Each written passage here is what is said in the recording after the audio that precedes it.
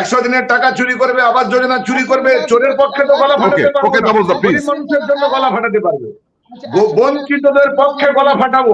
তার জন্য মুখ্যমন্ত্রী সবার মুখ্যমন্ত্রী, উনি আমার মুখ্যমন্ত্রী, উনি সর্বদলীয় মিটিং ডাকুন, উনি সর্বদলীয় মিটিং ডেকে শ্বেতপত্র প্রকাশ করুন। দেখুন, 100 দিনের কাজের টাকা, যারা 100 দিনের কাজ করে তাদের জব কার্ড আছে, জব কার্ডের সঙ্গে তাদের আধার কার্ড লিঙ্ক করা আছে।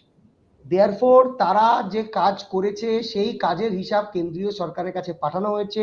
তাদের প্রত্যেকজনের, যারা যারা কাজ করেছে তাদের সেই লিস্টে প্রত্যেকজনের আধার কার্ড ম্যাচড।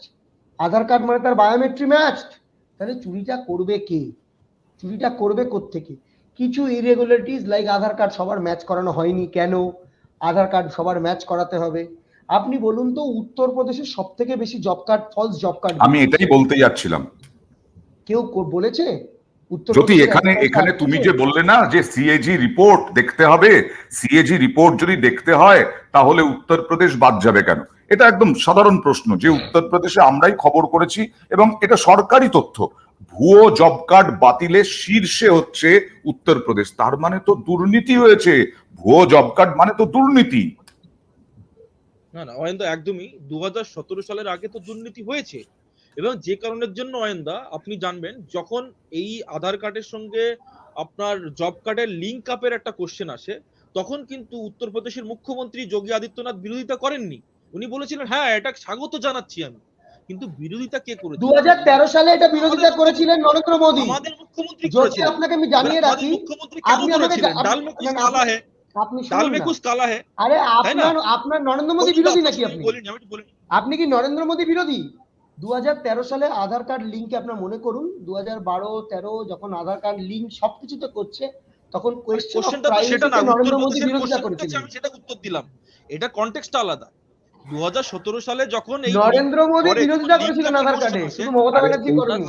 আচ্ছা ঠিক আছে, উত্তরপ্রদেশে ডাকাতি হচ্ছে, রাজস্থানে, গুজরাটে ডাকাতি হচ্ছে, তা বলি কি আমাদের রাজ্যেও হবে? আমার প্রশ্নটা জ্যোতির কাছে ছিল, উত্তরপ্রদেশে যদি এরকম না তাপসদা, আমার প্রশ্ন ছিল জ্যোতির কাছে যে জ্যোতি, উত্তরপ্রদেশে তো টাকা বন্ধ নেই, মধ্যপ্রদেশে তো টাকা বন্ধ নেই, যেগুলো ভুয়ো জব কার্ডের শীর্ষে এরা রয়েছে। না, দুটো অ্যাসপেক্ট অয়েন্দা। একটা হচ্ছে উত্তরপ্রদেশ সরকার, তারা কিন্তু আপনার এই যে জব কার্ড নিয়ে যেটা বললাম লিঙ্ক আপের কিন্তু বিরোধিতা করেনি, এক। দ্বিতীয় বিষয় হচ্ছে যারা যারা এই কর্মকাণ্ডের সঙ্গে যুক্ত ছিল তাদের বিরুদ্ধে কিন্তু ব্যবস্থা নেওয়া হয়েছে। যেমন আমাদের এই রাজ্যে উদাহরণ, হাজার একটা উদাহরণ রয়েছে, আমি আপনাকে শো করতে পারবো। হাইকোর্ট যেখানে এখানে বলছে, কলকাতা হাইকোর্ট বলছে যে জুন মাসের রিপোর্ট, মানে জুন মাসের অর্ডার বলছে যে যতগুলো চুরি হয়েছে আপনারা এই চোরগুলোকে খুঁজে বার করুন। এবং সেখানে যখন এই রিট পিটিশনটা করা হয় ক্ষেত মজুর ইউনিয়নের তরফ থেকে, সেইখানে পার্টি করা হয় স্টেট গভর্নমেন্টকে, সেন্ট্রাল গভর্নমেন্টকে। তখন যখন এই ধরে ধরে দেখানো হয় যে এইখানে চুরি হয়েছে, এই চুরি হয়েছে, সেইখানে চুরি হয়েছে, এখনো পর্যন্ত আজকে 2024 সালের ফেব্রুয়ারি মাস, একটা কোনো এফআইআর করা হয়েছে? উত্তর হচ্ছে না। একটা কোনো ব্যবস্থা গ্রহণ করা হচ্ছে? উত্তর হচ্ছে না। তার মানে এরা তো হাইকোর্টের অর্ডারকেই ভায়োলেট করছে। এবং দ্বিতীয় বিষয় আপনি মনে থাকবে, রাজস্থান সরকার তারা কিন্তু হাইকোর্টে গিয়ে এই যে 900 কোটি টাকা মনরেগার টাকাটা তারা কিন্তু ছিনিয়ে নিয়ে এসেছে কোর্টের জয়ের মাধ্যমে। আজকে আমাদের রাজ্য পশ্চিমবঙ্গ, তারা কেন কোর্টে যেতে পারছে না? তার মানে তাদের রেড রোডে বসে ধর্ণা নাকি হাইকোর্টে গিয়ে গরিব মানুষের টাকা আদায়, কোনটা বেশি মনে হয় পদক্ষেপটা জরুরি? আমি কোহিনুরের কাছেই আসছি। রেড রোডে ধর্ণা না হাইকোর্টে গিয়ে টাকা আদায়? এই হাইকোর্টেও তো যেতে পারো, কেন রেড রোডে বসে ধর্ণা? ভোটের আগে কি সত্যি কিছু ঢাকতে এবং ভোট টানতে, দুটোই ফাইন। আপনি জানেন যে কোর্টে একটা মামলা আছে, সেই মামলাতে স্টেট গভর্নমেন্ট পার্টি আছে, তো আলাদা করে মামলা করার কোনো জায়গা থাকে না, এক। 2 নম্বর হচ্ছে, যদি 156টার উপরে এরা কেন্দ্রীয় দল ইত্যাদি ইত্যাদি পাঠিয়েছে, তো 156টা কেন্দ্রীয় দল এসে একটা এফআইআর করেনি।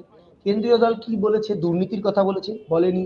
তারা এসে বলেছে যে সব আধার কার্ডের সঙ্গে এখন এটা পিছিয়ে আছে কেন, এখন এই ডেডলাইন ম্যাচ করতে পারেনি কেন, তাই জন্য এদেরকে ফাইন করা হবে। সেই ফাইন এবং ইরেগুলারিটিস সব কমপ্লিট করা হয়েছে। আমার প্রশ্ন হচ্ছে, উত্তরপ্রদেশে যে এত ভুয়ো জব কার্ড ধরা পড়লো, রাজস্থানে যে এত ভুয়ো জব কার্ড ধরা পড়লো, এই এত ভুয়ো জব কার্ড ধরার পর একজন গ্রেফতার হয়েছে? আমাদের খাদ্য দপ্তরের মন্ত্রী যিনি আছেন উত্তরপ্রদেশে, তিনি গ্রেফতার হয়েছেন, তার বিরুদ্ধে এফআইআর হয়েছে, তাকে একদিন ইডি ডেকে পাঠিয়েছে, পাঠায়নি তো, উল্টে টাকাটা পেয়েছে। আমরা এই জায়গাটা থেকেই প্রশ্ন করছি যে কেন উত্তরপ্রদেশ আলাদা, যেখানে উত্তরপ্রদেশে বিজেপি সরকার, কেন আমরা, কারণ কি আমরা বিজেপিকে এখানে 200 দিতে পারিনি বলে, বিজেপি এখানে 200 টপকাতে পারেনি বলে? মানে ডাবল ইঞ্জিনে ডাবল বোনাস বলতে চাইছো, একদিকে চুরি হবে আর একদিকে টাকাও পাবে। চুরি হচ্ছে সেটা তো আমি বলিনি আনন্দা, এটা চুরি হচ্ছে আমি বলিনি। ক্যাগের রিপোর্ট কি এখনো পর্যন্ত ক্যাগ কি রিপোর্ট দিয়েছে এটা এক্সপ্লেন আমাদের করেনি, আমরা পাইও নি, আপনিও পাবলিক ডোমেনে কতটা পেয়েছেন জানি না, কিন্তু ক্যাগের তো রিপোর্ট আমরা পেয়েছিলাম যে পিডব্লিউডি এন্ড রোডস রাস্তা বানাতে গিয়ে কত টাকা চুরি হয়েছিল, টোলে কত টাকা চুরি হয়েছিল। ওকে, আমি আসছি। আজকে ধর্ণা মঞ্চ থেকে মমতা বন্দ্যোপাধ্যায় কি আক্রমণ করলেন, আজকের আক্রমণটা দেখাবো, নয়া যে বক্তব্য।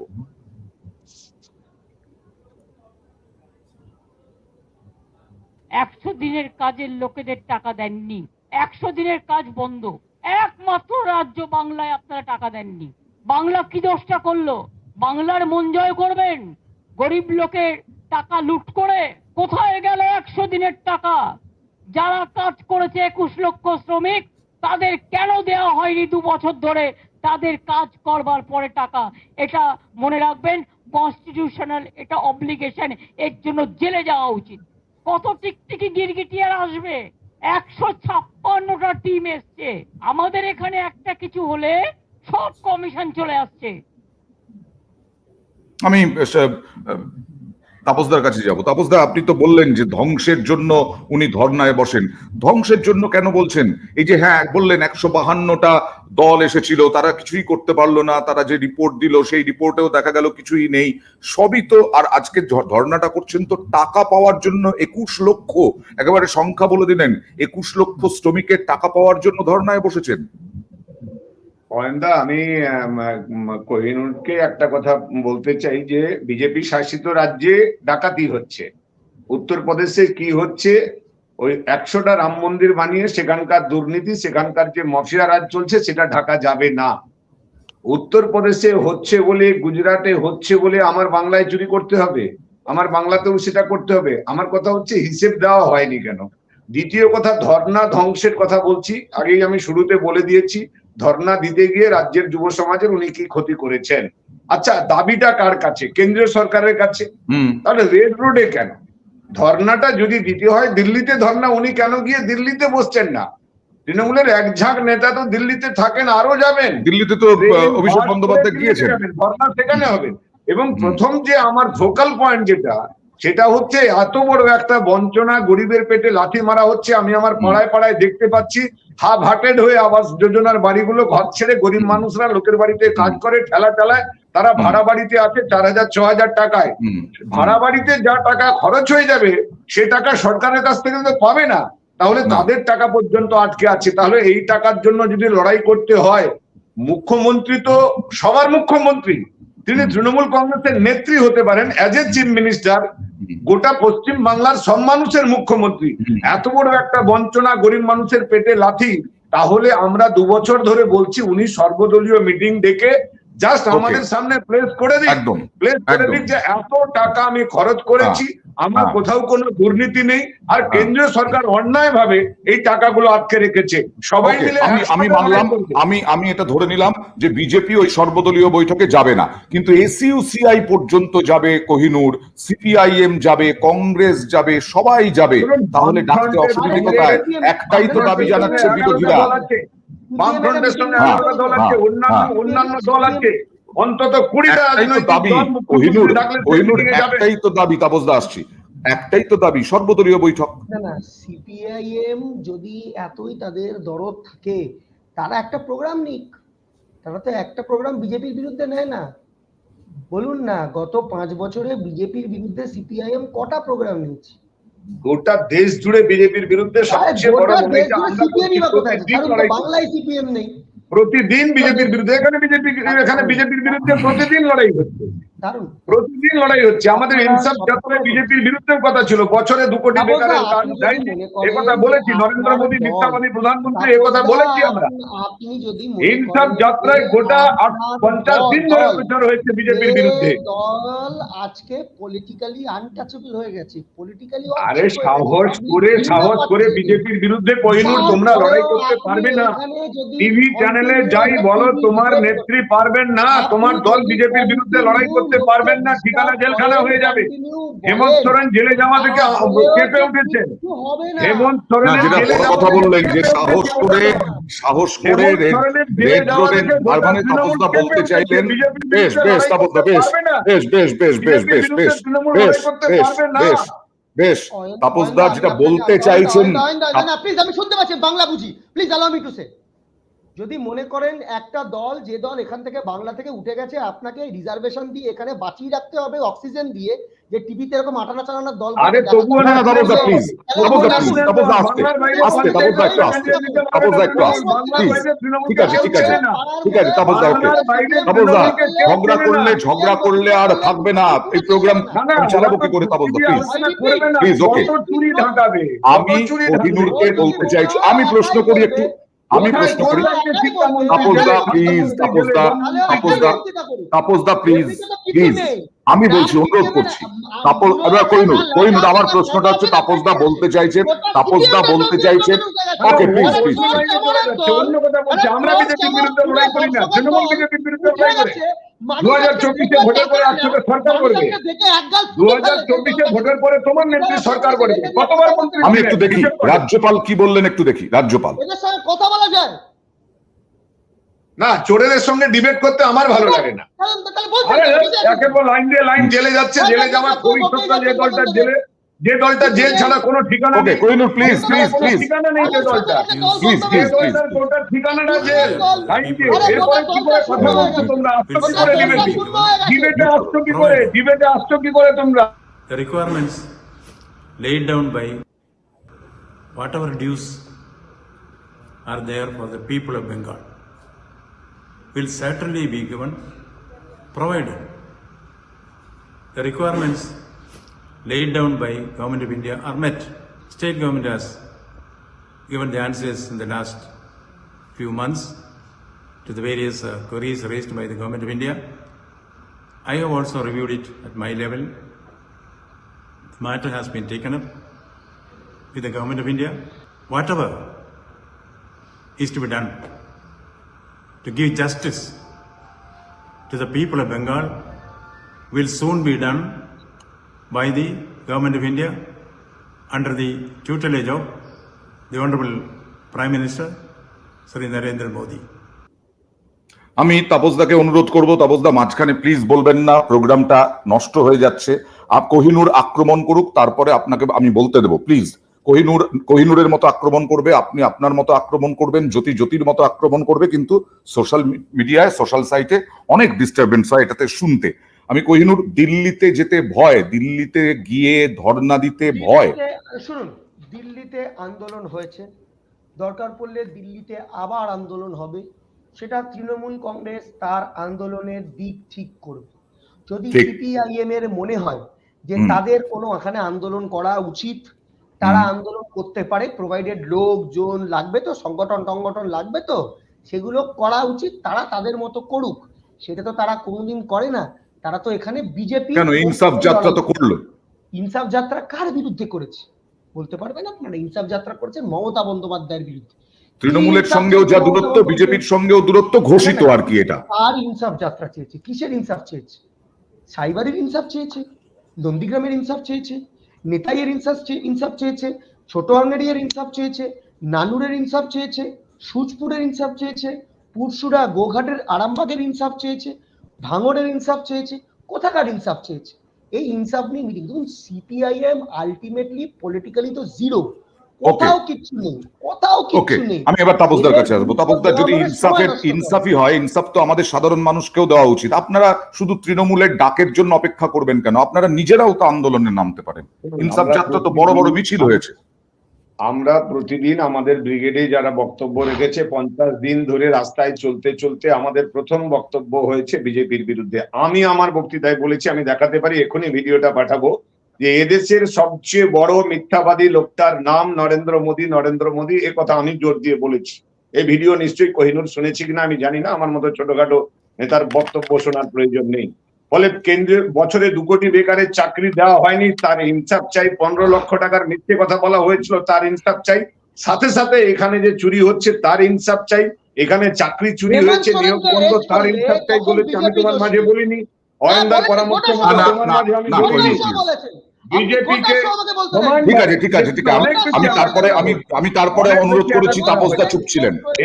এবং আনিস খান একের পর এক কোথায় ইডি সিবিআই মার খেলো। আমরা মানুষের স্বার্থে লড়াই করছি বলে এত মানুষ ব্রিগেডে এসেছে। প্রসঙ্গে থাকবে না তো, প্রসঙ্গে আলোচনা করবে না। আমি তোমার সময় সঞ্চালকের কথা মতো চুপ ছিলাম। এই ভদ্রতা তো শেখনি। আরে বিজেপির সঙ্গে ঘর করা দল ভাই, তুমি জানো না, জ্যোতির কাছে আসছি, ঠিক আছে, সিপিআইএম তৃণমূল বিবাদ করছে, ঝগড়া করছে, সব ঠিক আছে, কিন্তু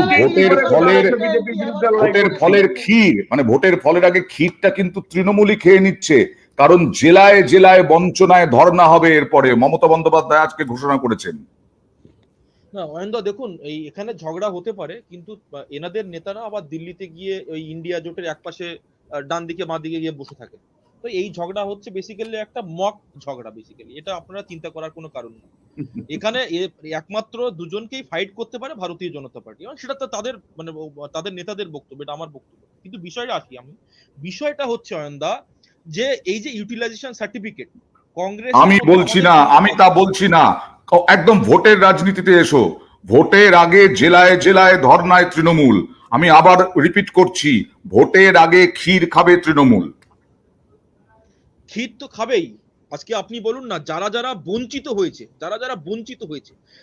যাদের টাকাটা এই তৃণমূল কংগ্রেসের নেতারা চুরি করে নিয়েছে, যাদের প্রাপ্য হকের টাকা তৃণমূল কংগ্রেস নিজের পকেটে ঢুকিয়েছে, তারা তো জবাব দেবে ভোটের বাক্সে।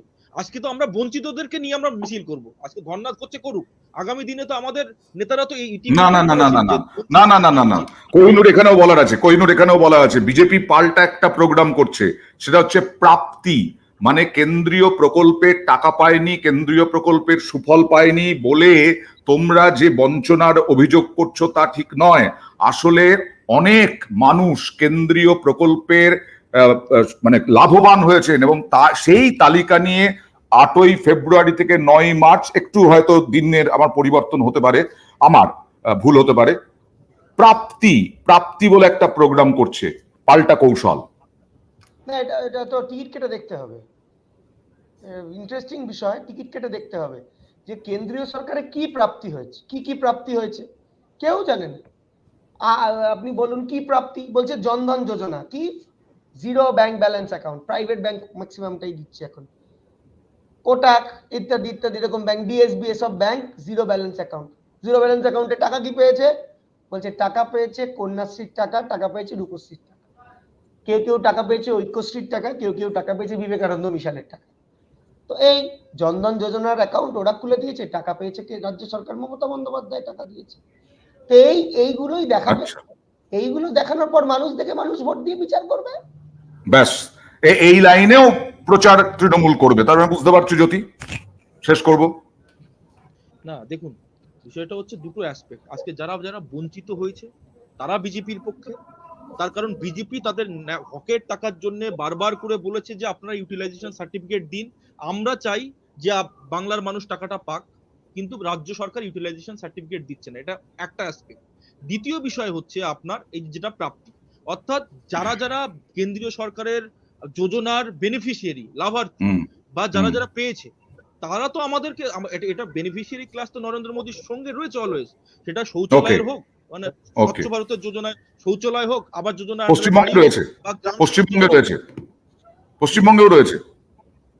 পশ্চিমবাংলায় রয়েছে, কিন্তু চুরিও হয়েছে। অর্থাৎ দুটো অ্যাসপেক্ট আমি বললাম, যারা যারা পেয়েছে, যারা যারা সত্যিকার অর্থে পেয়েছে, তাদেরকে আমরা নিয়ে মিছিল করবো এক, আর যারা যারা পায়নি, বঞ্চিত হয়েছে, তাদেরকে নিয়েও আমরা মিছিল করবো। অর্থাৎ দুটো অ্যাসপেক্ট নিয়ে ওকে, আমি একদম সংক্ষেপে 20 সেকেন্ডের মধ্যে একটু কোহিনুরের জবাব চাই। বঞ্চিতও হয়েছে আবার পেয়েওছে, দুটো অংশ আছে পশ্চিমবঙ্গে। আমরা আমরা চুরিও করেছি, আবার আমরা ভালো কাজ করেছি, আমরা ফেলও করেছি, আমরা ফার্স্ট হয়েছি। শুধুমাত্র তো এটা না, আমরা 2018 সালে ভাই আমরা প্রাইজ পেয়েছিলাম 100 দিনের।